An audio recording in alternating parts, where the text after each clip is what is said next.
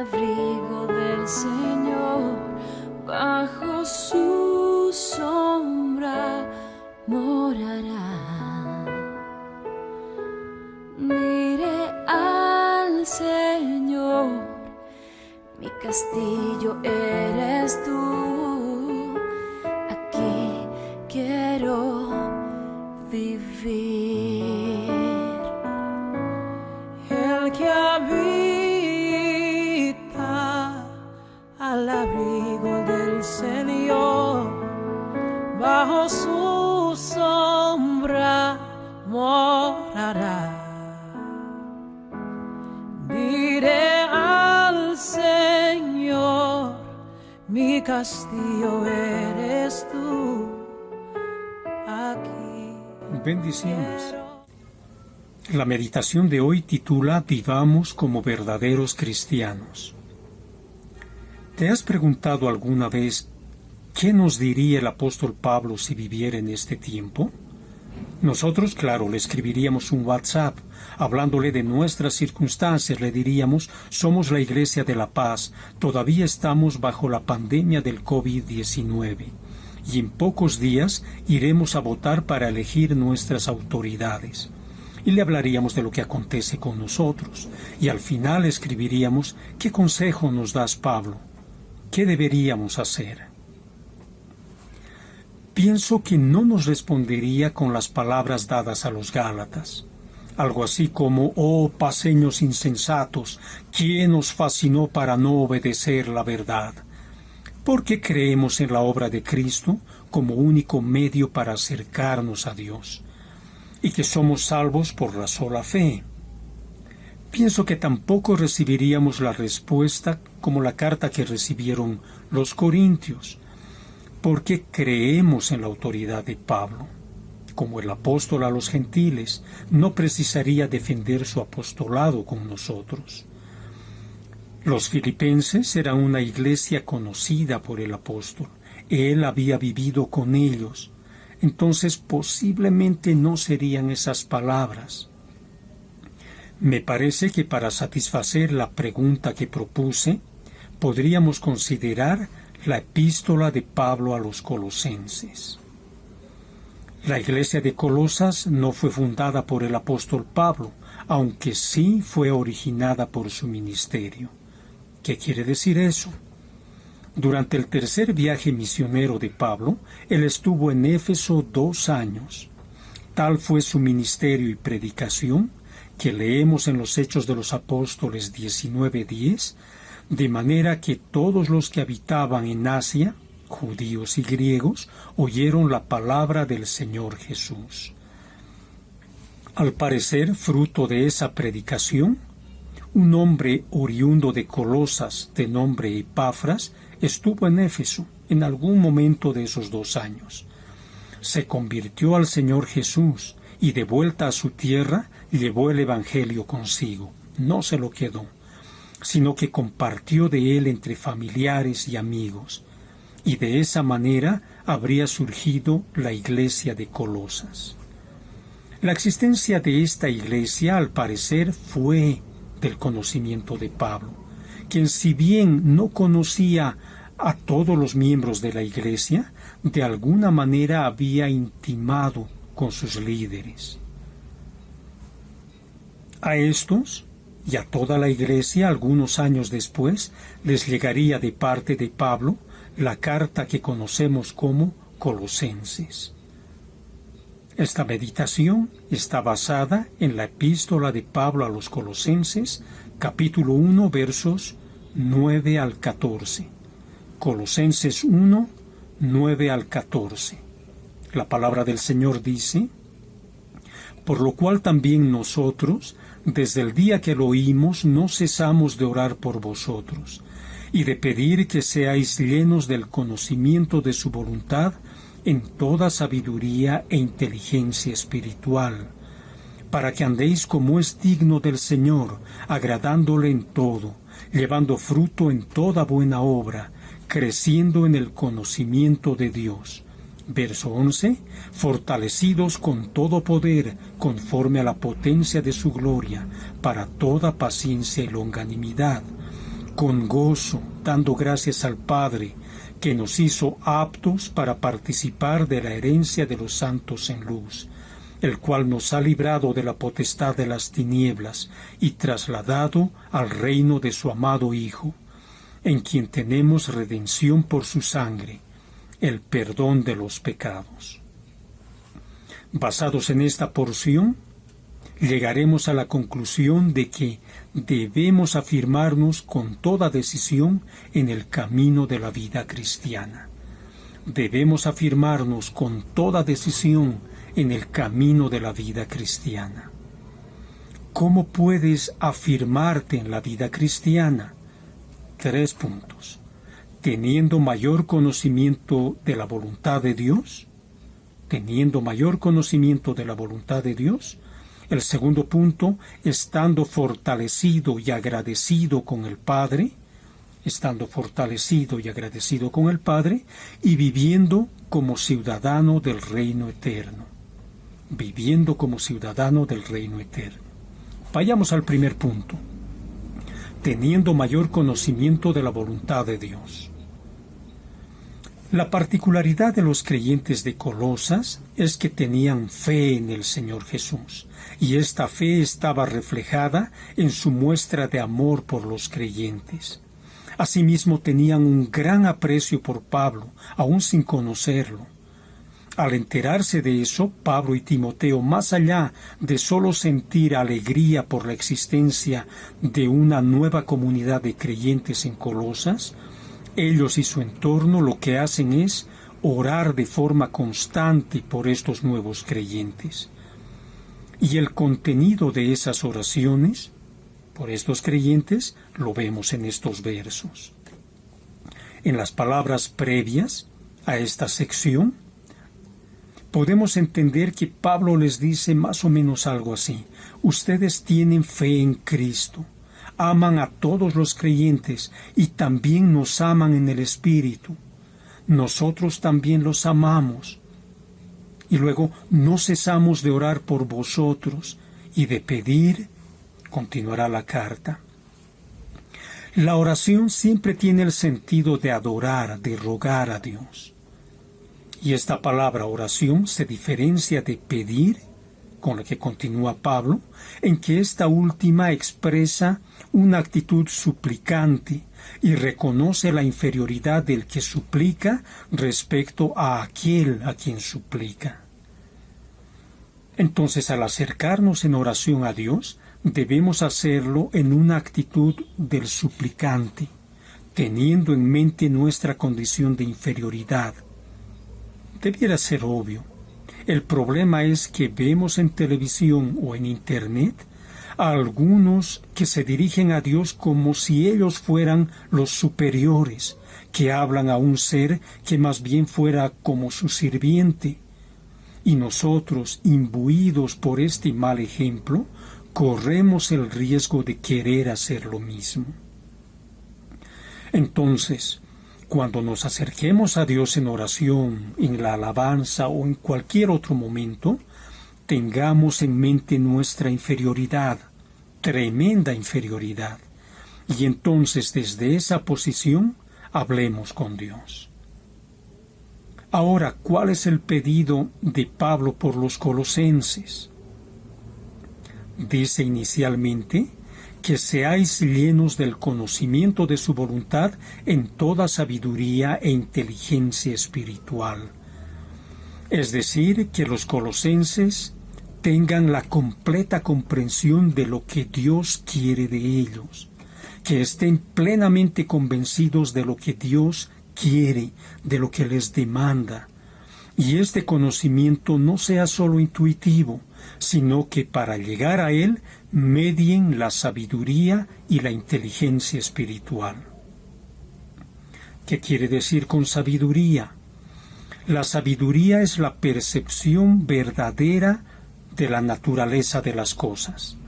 Tiene que ver con la capacidad de entender un hecho y actuar en consecuencia a lo correctamente entendido. Por tanto, es un entendimiento espiritual y también práctico. Cuando estudiamos la palabra de Dios, y entendemos una enseñanza, alcanzamos cierto grado de sabiduría, bajito, un poco. Pero cuando además de saberlo, lo ponemos en práctica y vivimos apegados a lo que aprendimos, podemos entonces llamarla sabiduría. Pero muchos no vivimos tomando en cuenta la palabra de Dios, y entonces, a pesar de lo que sabemos, la Biblia nos llama necios, lo contrario a sabios, pues nuestro actuar es contrario a lo que aprendimos, entre comillas, porque en realidad no habríamos aprendido nada. Entonces, la sabiduría tiene que ver con entender un hecho y una realidad desde la perspectiva de Dios y actuar de acuerdo con aquello entendido. La palabra que Reina Valera traduce inteligencia sugiere la habilidad rápida de percibir o entender. Esto implica, además, la reflexión para que nuestro accionar sea acertado. Quiere decir tener un pensamiento reflexivo y meditado. Otra vez, no basta oír la palabra o leerla, sino entenderla y meditar en ella. La sabiduría es entender un hecho y vivir de acuerdo con aquello que comprendimos. La inteligencia, además de aprender rápido, es reflexionar, meditar en ello y comprenderlo verdaderamente. Ambas, la sabiduría y la inteligencia, nos llevan a poder comprender la verdadera naturaleza de las cosas y actuar de manera sabia.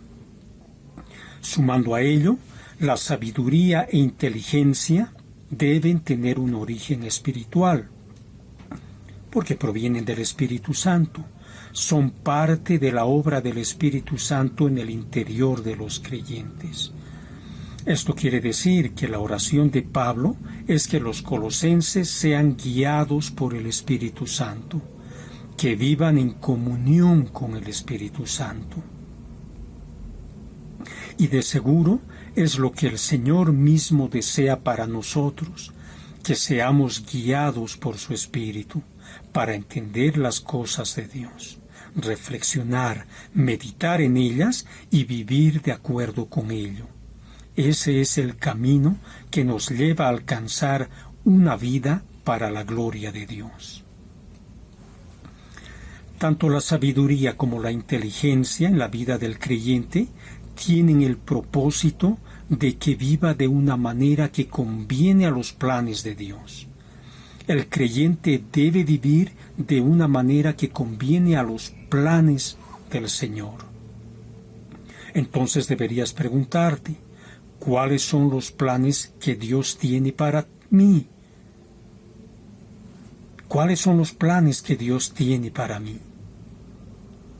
Y ello lo encontramos en el verso 10. Para que andéis como es digno del Señor, agradándole en todo, llevando fruto en toda buena obra y creciendo en el conocimiento de Dios.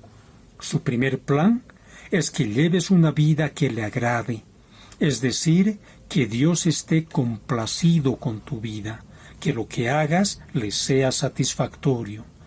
Esto ineludiblemente parte de un servicio con obediencia a su voluntad. Piensa, ¿cuánto tú te complacerías con alguien a quien, por ejemplo, le digas, ve por la derecha, y a pesar de que te oye, se va por la izquierda? Le dices blanco y él elige negro, o le das alguna sugerencia y él hace mofa de ti, o cosas similares.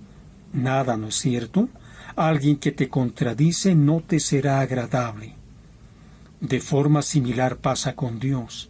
Si quieres tener una vida agradable hacia Dios, tienes que oír sus palabras en la Biblia y ser obediente a lo que dice.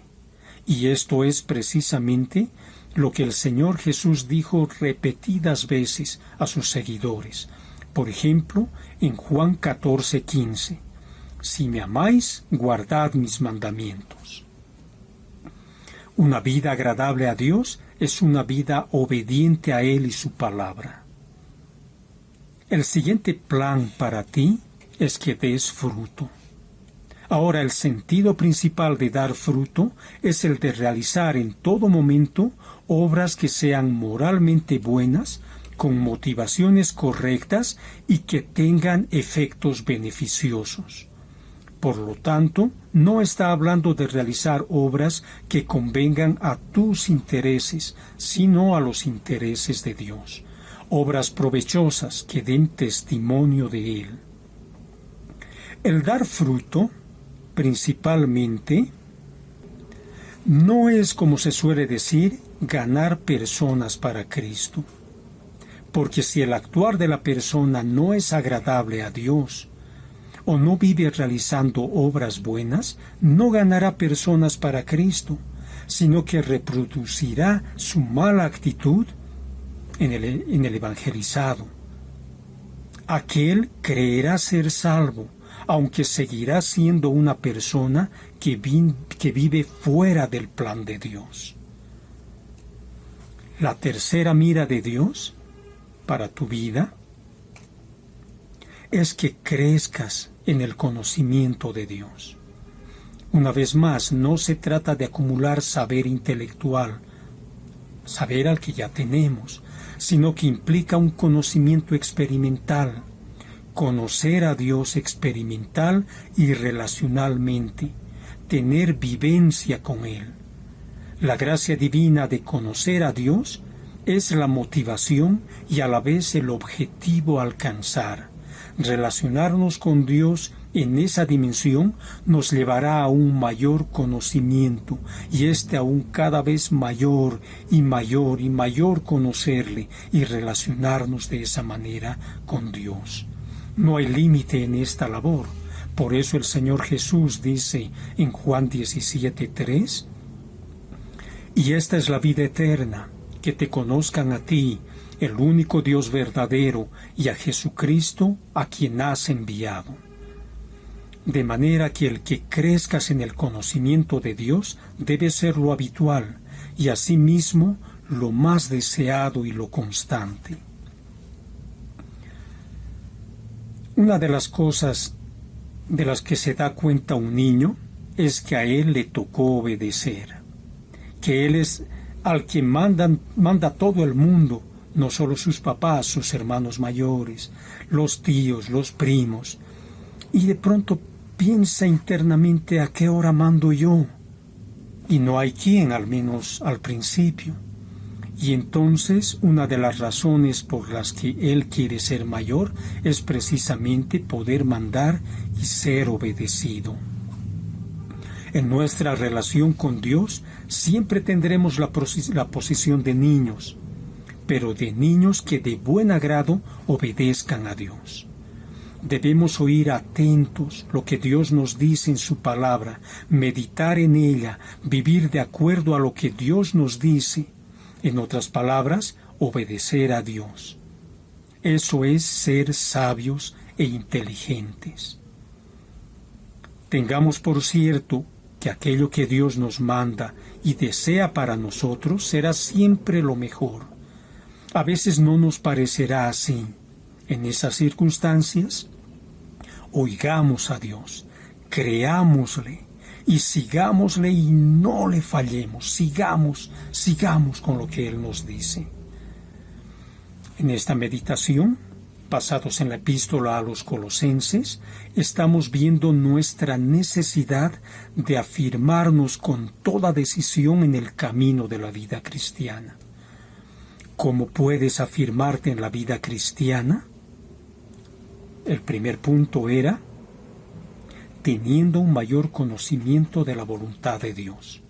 Y ahora vayamos al segundo punto, estando fortalecido y agradecido con el Padre. Continúan los versos 11 y 12. Fortalecidos con todo poder, conforme a la potencia de su gloria, para toda paciencia y longanimidad, con gozo, dando gracias al Padre, que nos hizo aptos para participar de la herencia de los santos en luz. El poder es algo atractivo para toda persona. Habitualmente oímos la palabra poder y como que se nos dibuja una sonrisa en el rostro y surge un anhelo de conseguirlo para nosotros. Y en estos versos que acabamos de leer, Pablo nos habla de un poder enorme que está al alcance de todos los creyentes. Es más, el apóstol expresa que la vida del creyente debe manifestar permanentemente este poder, porque ese es el plan de Dios para la vida del creyente. Con eso en mente, Pablo exhorta a los colosenses y les dice algo así como: permitan ser fortalecidos, porque es la voluntad de Dios dar este poder a cada creyente. Entonces, quienes frenan el ser fortalecidos con todo poder somos nosotros, los creyentes.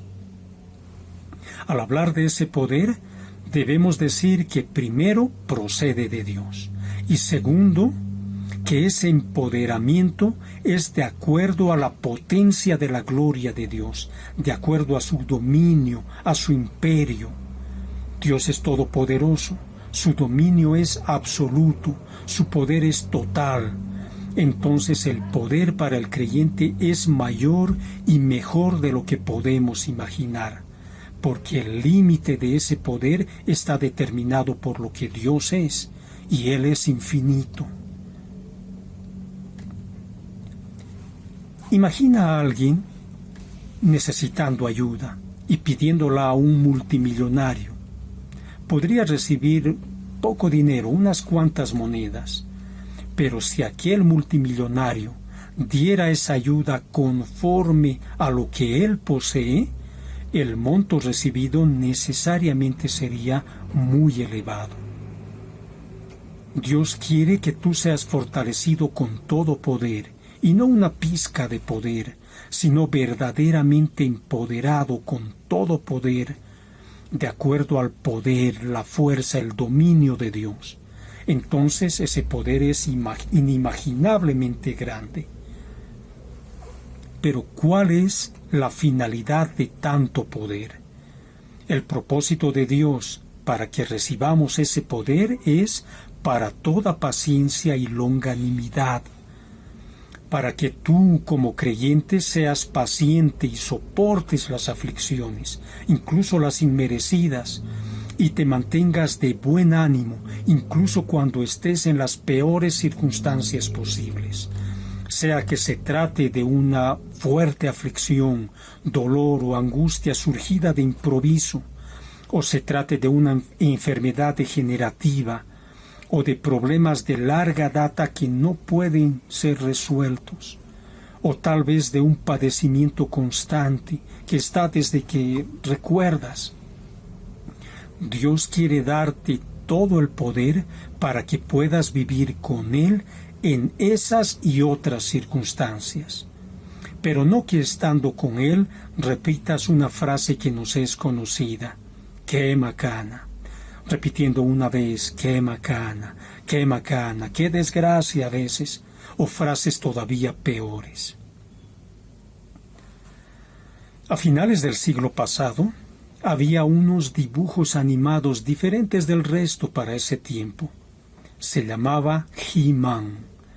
Era un hombre fortachón. En realidad todo el mundo era fortachón, ahí hasta el esqueleto tenía tremendos músculos. Pero este hombre, llamado Adam, era conocido como cobarde, hasta que levantaba su espada y decía una palabra clave y cambiaba. Tras ese cambio decía: «Ya tengo el poder», y hacía gala de ese poder.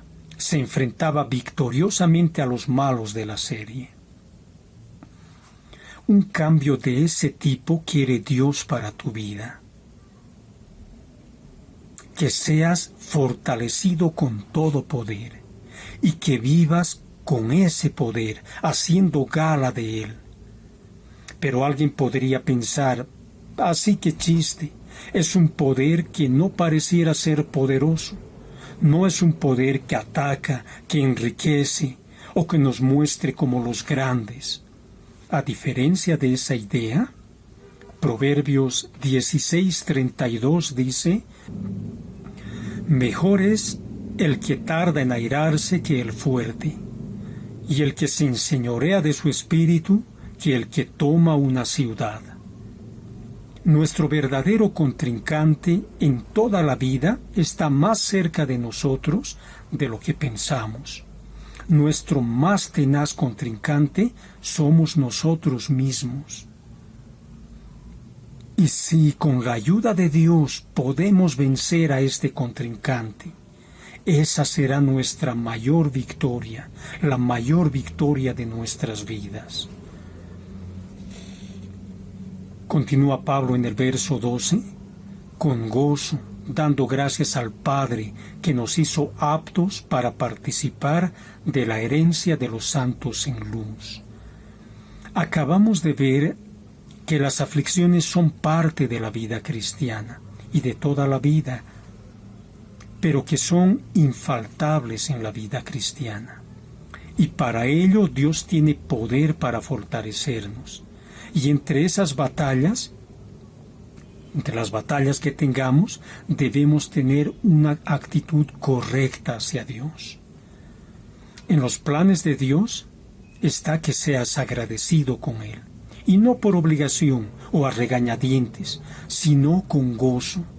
Sea que te encuentres en pruebas o no, en aflicciones o no lo estés. Lo que debe ser infaltable en tu vida es que estés agradecido con Dios, agradecido con el Padre. Y este agradecimiento sincero debe ser la causa que origine gozo en ti, y así como en todo creyente. Otra vez, en medio de las circunstancias actuales y las de cada día, tu corazón debe estar agradecido con el Padre, y este agradecimiento debe ser patente en el deleite calmo, el regocijo y la alegría que invadan tu vida. Ahora, no se trata tampoco de reír por todo, sino de paz a pesar de la tormenta o del día soleado en que te encuentres. A pesar de todas las circunstancias que te rodeen, debes estar agradecido con Dios y por tanto estar gozoso delante de Dios que provee esas circunstancias para ti. El objeto de ese agradecimiento es Dios el Padre. Por eso el Espíritu Santo nos dice, con gozo dando gracias al Padre. Comúnmente, el Padre es llamado la primera persona de la Santa Trinidad, quien junto al Hijo y al Espíritu Santo es el eterno Dios. El Padre es quien estableció la salvación de los creyentes y diseñó el plan por el cual somos atraídos hacia Él, y delineó la manera como habríamos de ser rescatados. Por eso, en el tiempo establecido por Él, vino el Mesías a ejecutar la obra proyectada por el Padre. Hace un momento hablamos de circunstancias adversas por las que pasamos y otros tiempos más bien de tranquilidad. Ambas vienen como provisión del Padre para cada uno de nosotros. Pueden ser más los tiempos de paz o por ahí sean las dificultades. Y en esos momentos de paz o de aflicción, deberías recordar que esos vienen de parte del Dios que te ama. Tanto lo bueno como lo malo, la luz como las tinieblas, la paz y la adversidad, vienen a nosotros de parte del Padre. Por eso, cualquiera que fuere la calidad de tiempo que estés atravesando, debes estar agradecido o agradecida con el Padre y estar contento, pues además el Padre está contigo en esos momentos. Por sobre las circunstancias, los creyentes debemos manifestar nuestro agradecimiento gozoso hacia el Padre. Por lo dicho anteriormente, y por si fuera poco, debido a que Él nos regala una doble gracia de bendición. La primera es la herencia que recibimos al creer en el Señor Jesús. A los que creen en Cristo, el Padre los hace hijos suyos, y con esto sus herederos, pues van a vivir con Él por la eternidad como sus hijos. Esa es la herencia de los santos. Este vivir en la plena presencia de Dios es lo que da sentido a la posesión del universo. Pero cuando se habla de la herencia de los creyentes, viene a nuestra mente el oro, los tesoros, las riquezas existentes en el universo.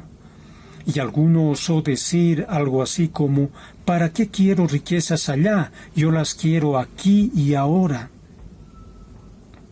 Aquí los tesoros son parte de la herencia, pero son en realidad como la yapa, porque todos los tesoros y las riquezas que puedan existir en el universo como parte de la gran herencia no tienen sentido en sí mismos.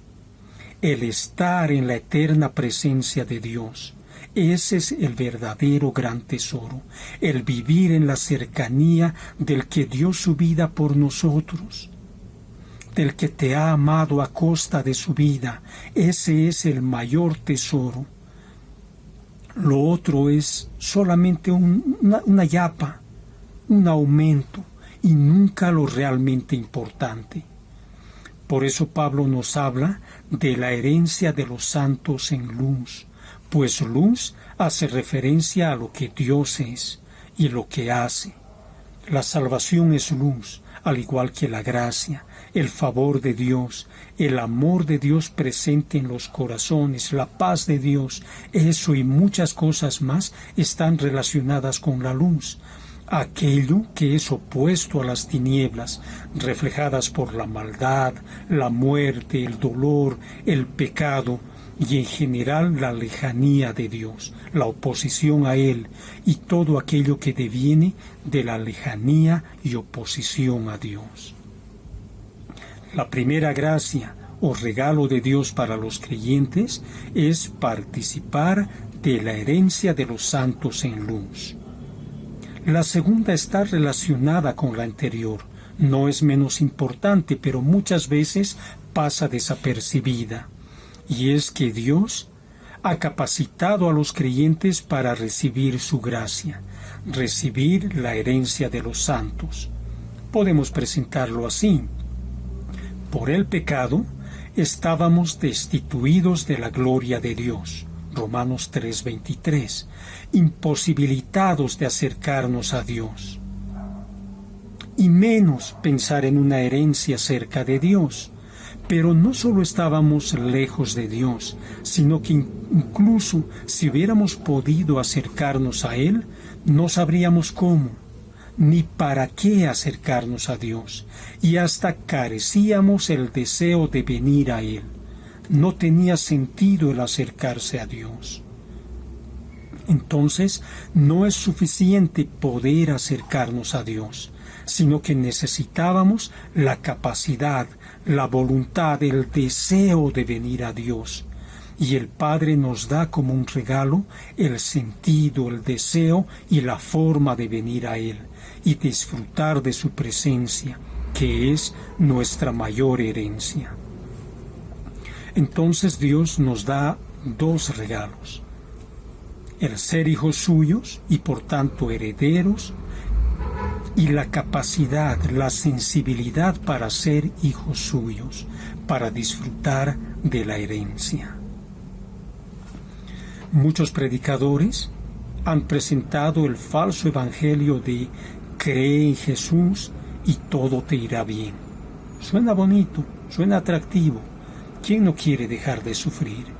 ¿Quién no desea dar, por ejemplo, un monto de dinero, teóricamente para Dios, y que producto de ello reciba 100 veces más? Y muchos se adhieren a este falso cristianismo, hasta que sigue el sufrimiento y no llegan los billetes esperados. Y dicen, el cristianismo es un engaño. Pero esas no son las promesas del Señor Jesús. ni tiene nada que ver con las enseñanzas de ninguno de los apóstoles. Por tanto, es momento de que eches mano a lo verdadero, a la herencia que Dios sí prometió, una herencia que te promete ser empoderado con todo poder para vivir en las circunstancias en las que vayas a estar, sea de alegría o de tristeza, de saciedad o de hambre, de riqueza o de necesidad. Cuando todo te salga bien o cuando te pegues un martillazo en el dedo, debes comprender que tanto lo uno como lo otro viene de parte de Dios especialmente dedicado para ti, porque te ama. Y en todo lo que vivas estés agradecido y pleno en tu fe en Jesucristo, y por tanto ames a Dios, no a pesar de, sino que tu amor sea verdadero, permanente e invariable. El Espíritu Santo te invita a que vivas completamente satisfecho en el Padre. En esta meditación comenzamos diciendo que debemos afirmarnos con toda decisión en el camino de la vida cristiana. Y nos preguntamos, ¿cómo puedes afirmarte en la vida cristiana? Dimos 3 respuestas. La primera, teniendo mayor conocimiento de la voluntad de Dios. La segunda, estando fortalecido y agradecido con el Padre. Y ahora vamos a la tercera respuesta, viviendo como ciudadano del reino eterno. Todavía hablando de las obras de Dios el Padre, la que realiza en los creyentes, dice en los versos 13 y 14, el cual nos ha librado de la potestad de las tinieblas y trasladado al reino de su amado Hijo, en quien tenemos redención por su sangre, el perdón de los pecados. Nosotros llamamos a Jesús nuestro Salvador, y es cierto, Él es el gran Salvador que vino por nosotros desde el trono mismo de Dios.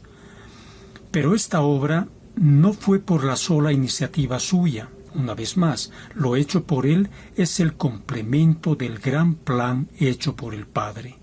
Por así decirlo, el gran cerebro de la liberación del pueblo de Dios es el Padre, y el gran capitán, el líder, es el Señor Jesús. Nuestra salvación es la plena obra del Señor Jesús, y sí, también la perfecta obra del Padre, y por supuesto la completa obra del Espíritu Santo. Dios en toda su plenitud está involucrado en la salvación de su pueblo. En este pasaje en particular destaca al Padre como el autor liberador. Y lo es, pero esto no es ni excluyente ni contradictorio con respecto a la obra del Hijo ni a la obra del Espíritu Santo. El Padre nos rescató para sí de un ambiente de lejanía suya, del profundo fango del pecado y de la rebelión que era nuestro medio. A la esfera en que vivíamos, Pablo le llama la potestad de las tinieblas. Y a veces cuando hablamos del ámbito dominado por Satanás lo imaginamos como un reino, pero no es así. En este pasaje, Pablo lo está comparando con una jurisdicción que goza de determinada libertad de acción. Reina Valera lo traduce como potestad, un ambiente que tiene cierta medida de libertad y dominio, pero que no se puede entender como un reino. Podríamos imaginarlo así, que dentro del reino único, una región ha mal utilizado la medida de autonomía concedida por el rey. Se ha sublevado contra él y ha tramado una autonomía que no es posible ni viable, porque todo suministro y todo alimento y toda energía deviene del rey único, pero a pesar de esto mantiene la revuelta. Esta potestad de las tinieblas es la jurisdicción en la cual domina Satanás, quien está en rebelión contra Dios y se levanta contra él y contra su voluntad. Se trata de un ámbito opuesto a todo lo que es Dios. por tanto, es un ámbito de sufrimiento, opresión, enfermedad y dolor, hechos que devienen producto del apartarse de Dios, de todo lo que Él es y de su reinado de paz. Si te alejas del calor, tendrás frío. Si te distancias del bien, el mal te va a rodear. Si te alejas de Dios, inevitablemente te trasladas a un ambiente de pecado, de maldad, de perversidad, de sufrimiento, de opresión, dolor y muchas cosas negativas, porque te habrás separado de todo lo positivo y bueno, te habrás alejado de Dios. Entonces, ser librado de esa potestad es ser acercado a Dios y entrar bajo su influjo, su poder y su bondad. Es ser traído de la muerte a la vida, de la maldad a la bondad, del sufrimiento a la paz, de la enemistad a la armonía. La siguiente obra que hizo el Padre es trasladar a los creyentes al reino del Hijo de su amor. No solo nos rescató de aquella jurisdicción de maldad y nos deja a nuestra suerte ahí donde podamos hallar un lugar, no, sino que nos lleva al lugar seguro, aún no físicamente, pero somos sacados de la esfera de tinieblas y cegueras espirituales y trasladados al reino del Hijo, del Señor Jesús. En lo esencial, el reino es dependiente del Hijo, aquel que dio su vida para comprar a su pueblo. Por eso sus súbditos, aquellos sobre quienes gobierna, deben tener ese mismo desprendimiento, misericordia, entrega, amor, bondad, justicia, etc. Todo eso que tiene su rey. Deben tener la misma esencia moral del rey, cuyo reino es superior porque en él gobierna el Rey superior, el que tiene los mejores estándares de justicia, de moralidad, de rectitud, en todo sentido. Nadie puede decirse ser ciudadano de la luz y vivir como en tinieblas. Debe haber un cambio tan profundo que nuestro anhelo tiene que ser la perfección. Llegar a lo que Efesios 4:13 en su segunda parte dice, a la medida de la estatura de la plenitud de Cristo. Esa debe ser nuestra búsqueda y nuestro anhelo siempre presente. Continúa el verso 14, en quien tenemos redención por su sangre, el perdón de pecados.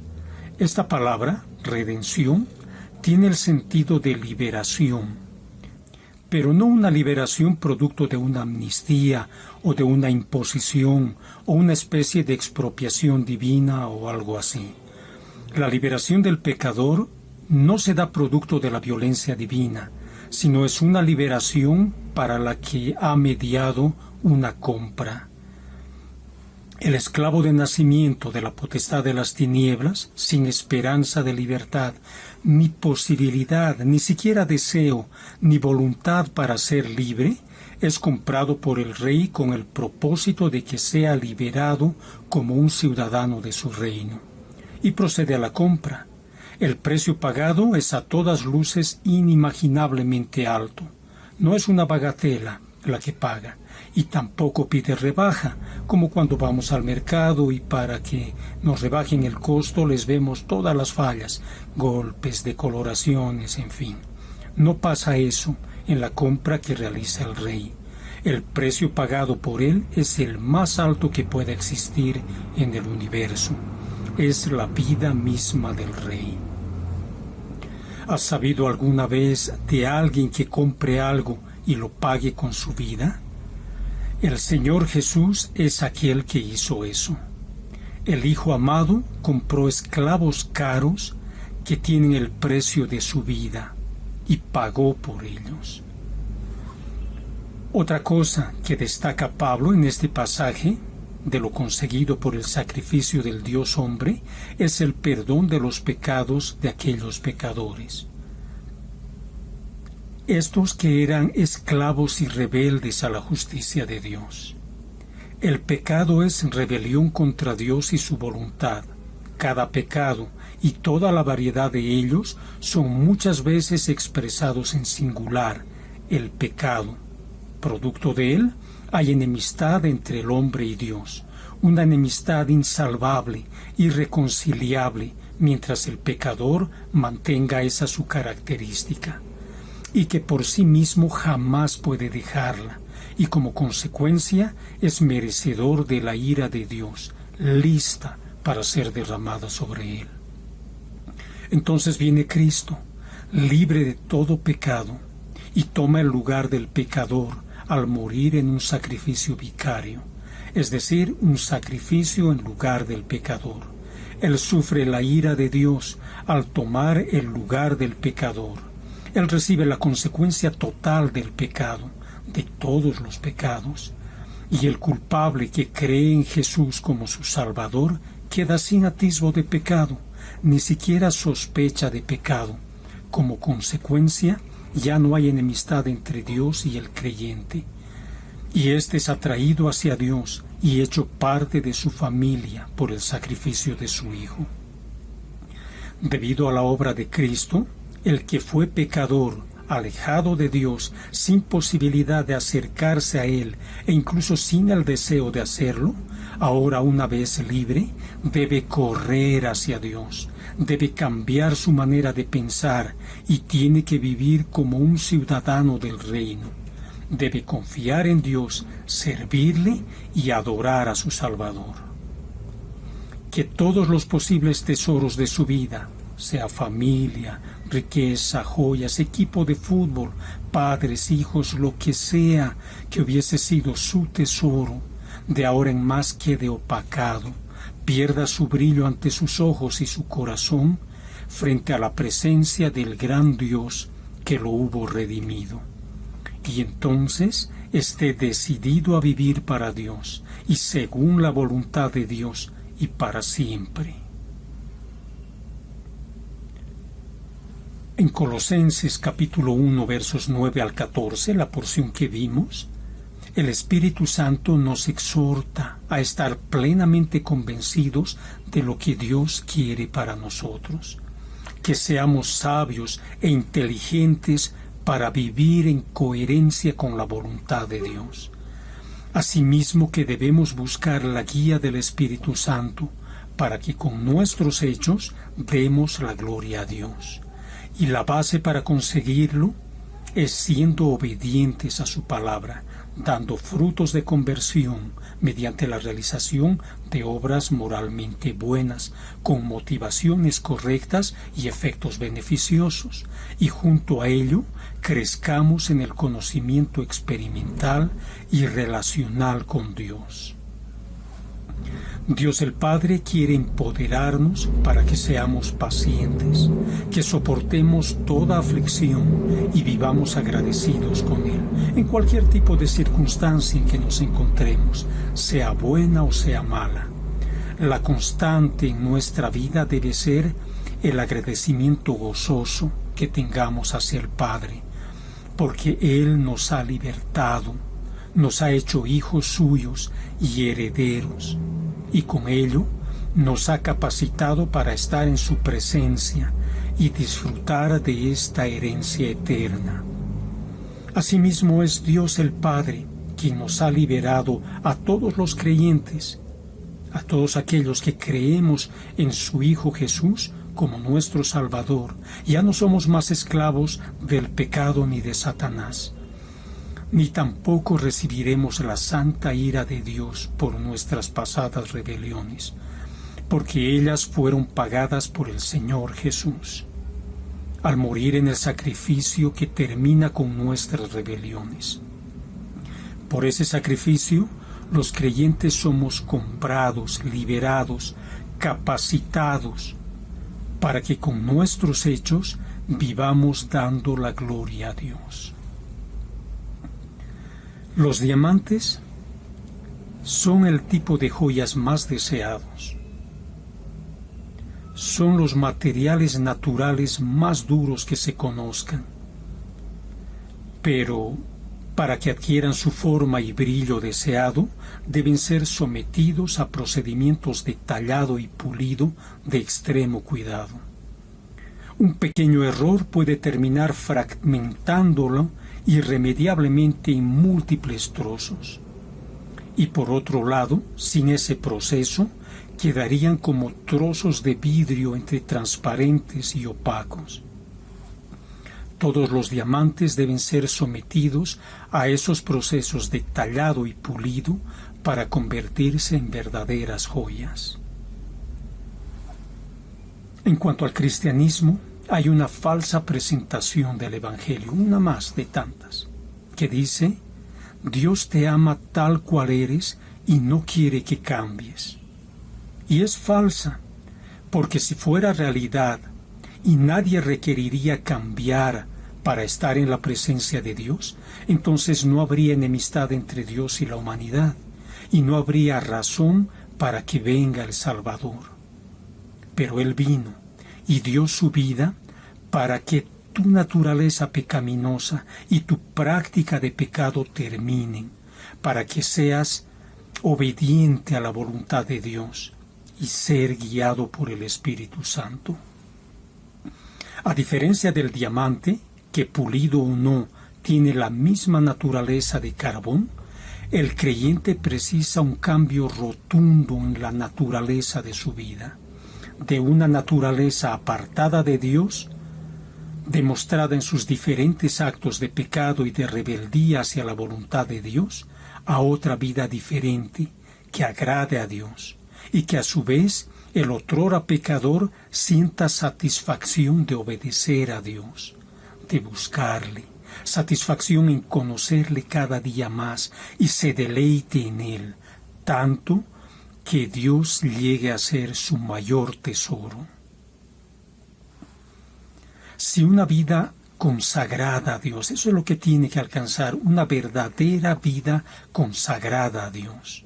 Y ello no sucede como en el caso del diamante, con una serie de cortes y pulidas hasta ser una joya, sino como un cambio que empieza con un trozo de carbón listo para ser calentado en las llamas y ser usado como combustible para una parrillada, pero que es alejado de las llamas y convertida por la obra del Señor Jesús en una verdadera joya, que exhibe en sí mismo la gloria de Dios, y que sin esa gloria de Dios y la obra del Salvador no sería más que un trozo de carbón en medio de las brasas.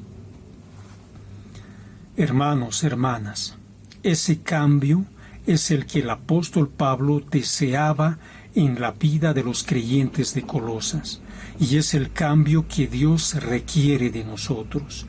No basta con decir que somos cristianos, sino que verdaderamente busquemos y conozcamos a Dios, y que conociéndole manifestemos su gloria. Su presencia debe estar expresada en nosotros, y su poder también por medio de nuestras vidas y de nuestros hechos. Hermanos, hermanas, vivamos entonces con toda decisión para la gloria de Dios. Oremos.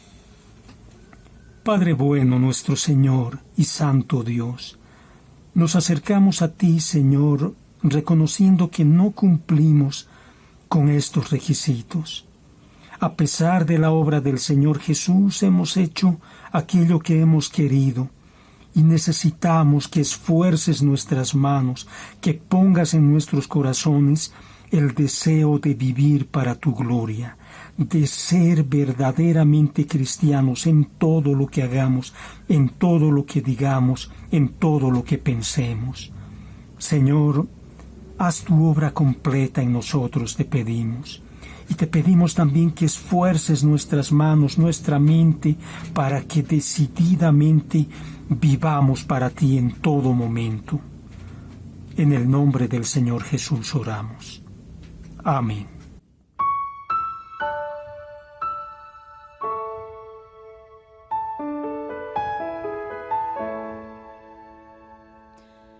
El que habita al abrigo del Señor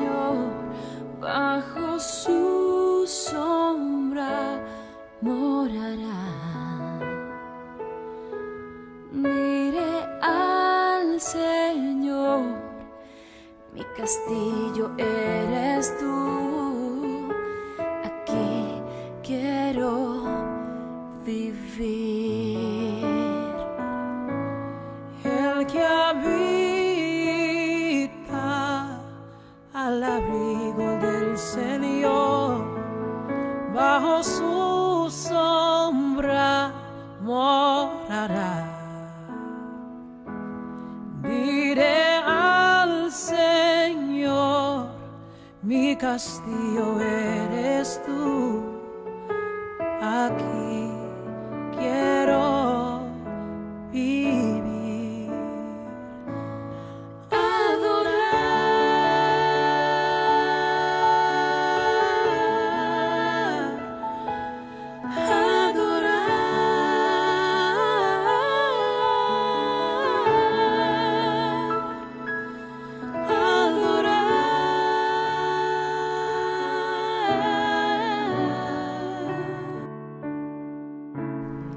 Esperamos que el mensaje de hoy haya sido de bendición para tu vida.